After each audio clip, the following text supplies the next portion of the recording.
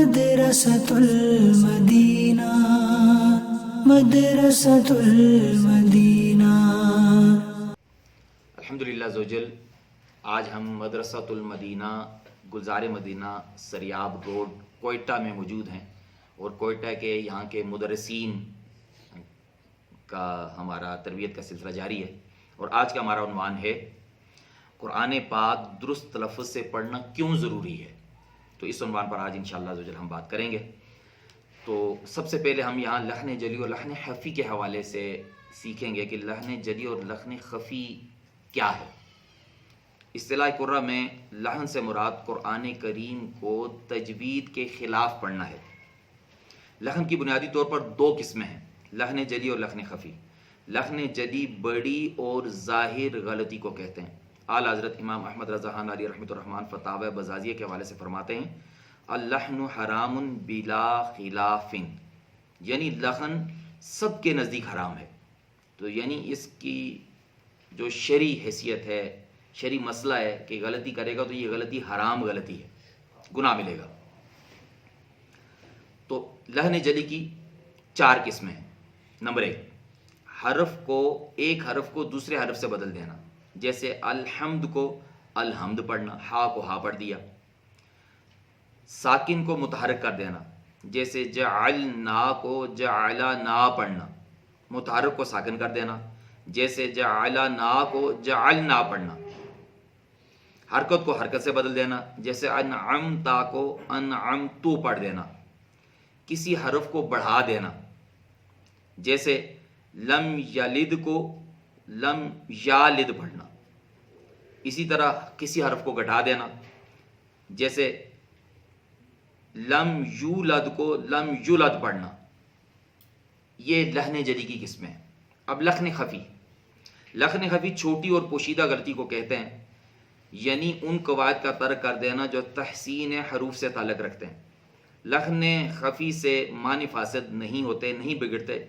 لحن خفی مکروہ ہے، یعنی ناپسندیدہ ہے، شرعاً اس غلطی سے بچنا مستحب ہے۔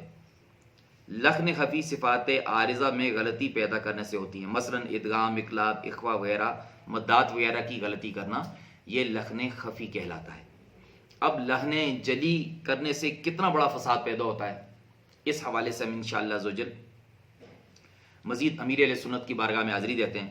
شیخ طریقت امیر علیہ سنت دامت برکاتہم العالیہ اپنی مائناز تصنیف نماز کے احکام میں فرماتے ہیں حروف کی صحیح ادائیگی ضروری ہے، جیسا کہ امیر علیہ سنت دامت برکاتہم العالیہ اپنی کتاب میں فرماتے ہیں کہ اکثر لوگ قریب الصوت حروف جو ہیں، جو قریب جن کے مخارج ہوتے ہیں، ملتے جلتے ہوتے ہیں، ان کے حوالے سے فرماتے ہیں، جیسے کہ تا، تو، سین، صاد، تا، الف، حمزہ، عین، ہا، حا، ضاد، دال، ذال، زا، و، قاف، کاف میں کوئی فرق نہیں کرتے۔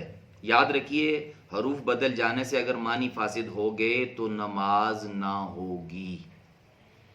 اور یہ غلطی دو قسم کی جو ہے، ایک تو لحن جلی خفی، لحن جلی تو حرام غلطی ہے، خفی سے بھی بچنا مستحب ہے، لیکن لحن جلی میں بھی یہ جو مخارج کی غلطی ہے یہ زیادہ پائی جاتی ہے، اور اس میں عوام تو بالکل فرق، ایک تعداد ہے جو نہیں کر پاتی، اور بعض حفاظ بھی اس میں فرق نہیں کر پاتے۔ تراویح میں عموماً دیکھا جاتا ہے تو نہیں فرق ہو رہا ہوتا ہے، یا ویسے بھی پڑھنے میں فرق نہیں کر پا رہے ہوتے، اور اس سے معنی میں فساد کس انداز میں پیدا ہوتا ہے، اس کی بھی ایک دو مثالیں سن لیتے ہیں۔ جیسے کہ نماز تو ظاہر ہے ہر مسلمان جو بالغ اس پر فرض ہے، اور اس میں الحمد شریف پڑھی جاتی ہے، تو ہم پڑھتے ہیں جیسے الحمد، حمد کے معنی ہے تعریف، تو تمام تعریفیں اللہ کے لیے، الحمدللہ رب العالمین۔ اور الحمد پڑھا تو الحمد کے معنی بنیں گے موت، تو تمام موتیں، اب آگے لفظ کہنا بھی مناسب نہیں ہے، یعنی اتنا معنی بدل رہا ہے۔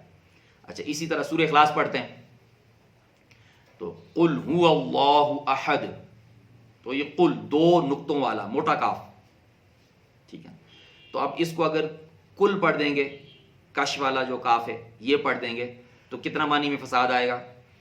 قل هو اللہ احد، تم اے محبوب تم فرما دو وہ اللہ ایک ہے. اور کش والے کاف سے پڑھیں گے تو معنی کیا بنیں گے؟ اے محبوب تم کھا لو، یعنی معنی میں کتنا فساد آئے گا. اسی طرح سورہ اخلاص میں ہم پڑھتے ہیں اللہ الصمد، صاد ہے یہاں پر پڑھا جائے گا نا، تو اگر اس کو سین پڑھ لیں، عموماً لوگ اسی طرح پڑھتے ہیں اللہ الصمد، یعنی اسی طرح پڑھیں گے تو معنی کتنے بدلیں گے؟ اللہ الصمد، اللہ بے نیاز ہے، اور اللہ الصمد سین والا پڑھ دیا، سواد کی جگہ سین پڑھ دیا تو یہ بنے گا حیران پریشان، اور معنی کتنے بدل گئے؟ یعنی یہ ایک دو مثالوں سے آپ اندازہ لگائیں تو اس کی آپ کہہ سکتے ہیں کہ اگر قرآن پاک سے ہزاروں مثالیں نکالی جائیں تو نکل جائیں گی جن میں معنی کا فساد ہو رہا ہوگا. اور اگر نماز اس طرح پڑھی تو نماز ٹوٹ گئی، نماز فاسد ہو گئی، اور ایسی نماز کو دوبارہ پڑھنا فرض ہے. تو اس سے آپ اندازہ لگا سکتے ہیں کہ نماز میں کتنی جگہ نماز فاسد ہوتی ہوگی. اچھا ویسے بھی خلاف تجوید پڑھنا حرام ہے، اگر نماز فاسد نہیں بھی ہوتی تب بھی خلاف تجوید جب پڑھیں گے تو حرام تو ہوگا. ہر لفظ سے نماز فاسد نہیں ہوتی، لیکن یہ جو دو تین مثالیں میں نے دی ہیں اور بھی اس کے علاوہ مثالیں دی جا سکتی ہیں کہ نماز فاسد ہو جائے گی اگر یہ پڑھیں گے. تو اتنی تجوید پڑھنا، تجوید اتنی سیکھنا فرض ہے کہ جس کی وجہ سے قرآن پاک کا اتنا ایسا درست ہو جائے جس کے ساتھ نماز ادا ہو جائے، یعنی اتنا تو فرض ہے.